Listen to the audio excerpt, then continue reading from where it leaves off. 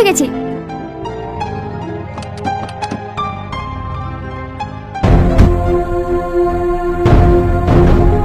তুমি এদিকে যাও, তুমি ওদিকে যাও, দেখো যেন পালাতে না পারি।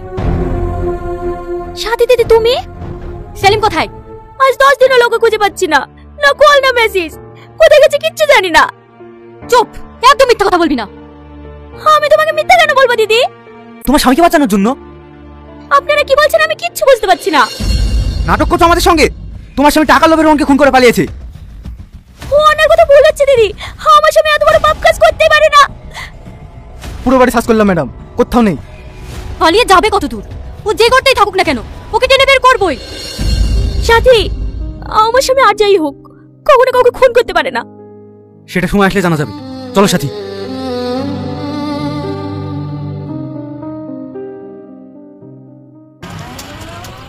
হাবিলদার, ওর উপর কড়া নজর রাখো আর ওর ফোন ট্যাপ করো।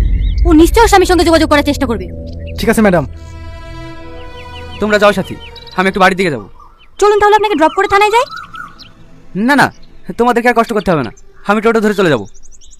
আপনার অসুবিধা হবে না তো? না না, তোমরা যাও। ঠিক আছে স্যার।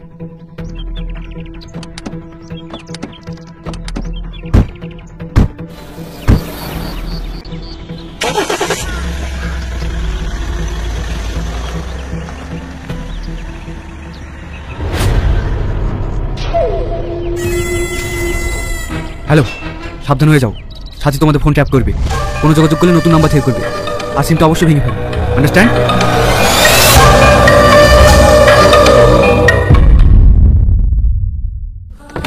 তুমি আমাদেরকে কেন ছেড়ে গেলে বাবা? আমি তোমাকে অনেক মিস করছি, আমার খুব কষ্ট হয় তোমার জন্য। কোথায় আছো বাবা? ফিরে এসো না।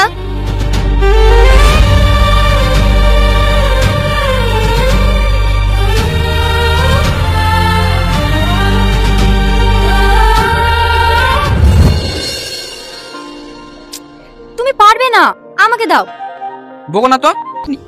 কিন্তু কোনোদিন বড়াই করেন না। কি খবর রোহন সাহেব? তোমরা আবার এসছো? বেরিয়ে যাও আমার অফিস থেকে, তোমাদেরকে আমি একটা টাকাও দিতে পারবো না।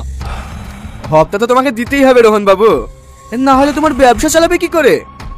দেখো, এটা একটা ফাউন্ডেশন, কোনো ব্যবসা না। গরিব মানুষদের উপকার করার জন্য এই জায়গাটা তৈরি করেছি আমি। কতটুকু গরিব মানুষের কাছে আর কতটুকু তোমার পকেটে যায় সব জানা আছে।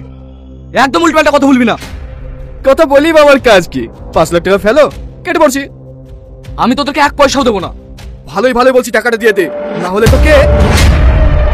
আমি কোনোদিন অন্যায়কে প্রশ্রয় দিইনি আর দেবও না। বেরিয়ে যাই এখান থেকে। কাজটা খুব খারাপ করলি রে, এর মাসুল তোকে দিতে হবে। এই চল।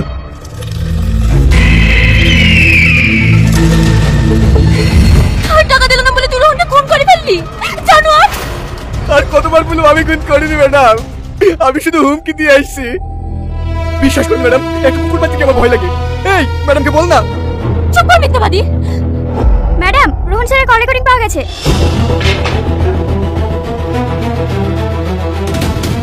এই দেখুন ম্যাম। হ্যালো সেলিম, কেন ফোন করেছেন আবার?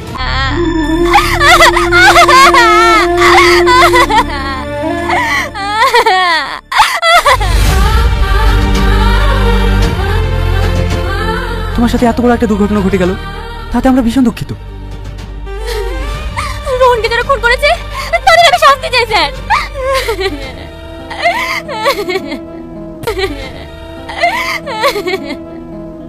আমি তদন্ত চালিয়ে যাচ্ছি, তুমি এখন 1 মাস বাড়িতে রেস্ট করো সাথী। না স্যার, আমি খুঁজে বের করবো জানোয়ারদেরকে যারা আমার স্বামীকে খুন করেছে। শান্ত হও সাথী, তোমার এখন বাড়িতে থাকা দরকার। আমি নিজেই কেসটা সামলিয়ে নেব। এই কেসটা আমার হাত থেকে কেড়ে নিয়েন না স্যার। কিন্তু তোমার মানসিক অবস্থা তো। প্লিজ স্যার, আমাকে ইনভেস্টিগেশন করতে দিন। ঠিক আছে, তুমি যা ভালো মনে করো, কিন্তু আমিও তোমার সঙ্গে থাকবো।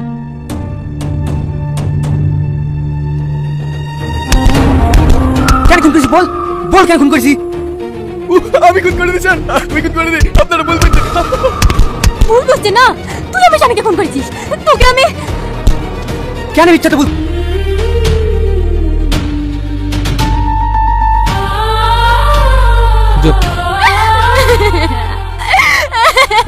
প্লিজ স্যার, আমাকে ইনভেস্টিগেশন করতে দিন। ঠিক আছে, তুমি যা ভালো মনে করো, কিন্তু আমিও তোমার সঙ্গে থাকবো।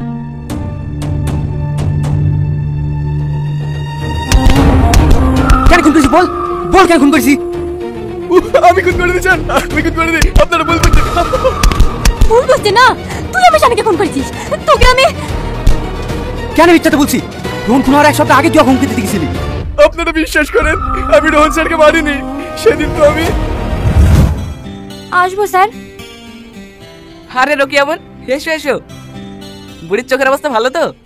স্যার আরে আরে কি করছো? ওঠো ওঠো। আপনাকে অনেক অনেক ধন্যবাদ স্যার। আপনি না দেখলে আমার এই বাপ মরা মেয়েটা কোনোদিনও চোখে দেখতে পেতো না। এরকম ভাবে বলবেন না প্লিজ, এটা তোমার কর্তব্য।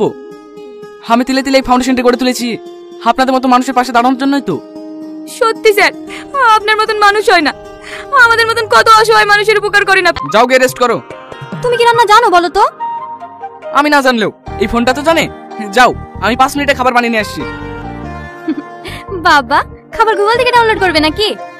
বকো না তো। এরপর একটুখানি নুন নুন নুন নুন, এই তো।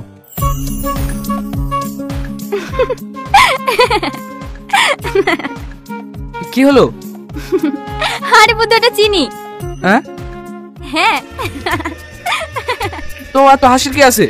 নুনের জায়গায় যদি চিনি খাও তাহলে আমাদের মেয়েও তো মিষ্টি স্বভাবের হবে। কে বলেছে আমাদের মেয়ে হবে? ছেলেও তো হতে পারে। জি না ম্যাডাম, আমাদের মেয়েই হবে। আর মেয়েটা আপনার মতন কিউট হবে। তাই নাকি? কি ব্যাপার, এত আর্জেন্ট ডাকলে? কোনো এভিডেন্স পেয়েছো নাকি? হ্যাঁ ম্যাডাম, অনেক বড় কিছু পেয়েছি। এই দেখুন।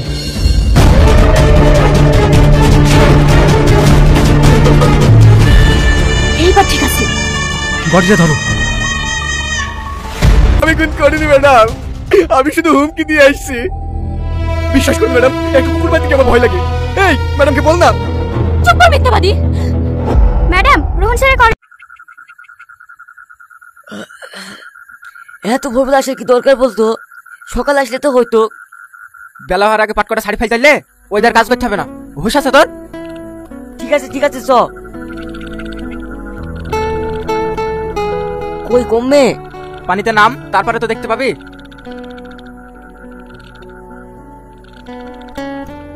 কই যা। ভূত ভূত ভূত। কি হলো রে? ওইখানে। তো লাশ, তাড়াতাড়ি পুলিশকে খবর দে।